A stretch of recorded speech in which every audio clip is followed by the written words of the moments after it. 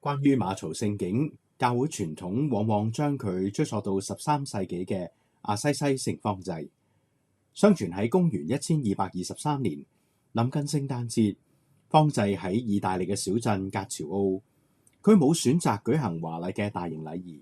反而邀請村民一齊去到山上嘅洞穴，預備咗一個非常簡樸卻係生動嘅馬槽場景，喺最簡樸嘅地方誦讀聖經，歌頌上主。聖方濟期望信徒唔只係用耳朵嚟到聽聖經故事，更要藉住眼睛所見，身處其中嘅感受，去進入基督降生嘅情景，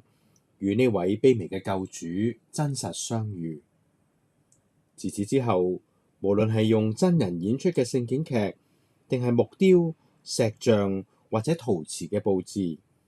馬槽聖景漸漸喺教會當中普及起嚟，成為將臨期同埋聖誕期一個重要嘅標記。聖景唔只係節日嘅擺設，而係一幅立體嘅聖經注釋，讓人靈裡面得安靜，重新聚焦喺基督嘅視覺窗口。喺嚟緊，我哋都會嚟到去學習喺聖景當中，我哋有啲乜嘢可以讓我哋去反思呢？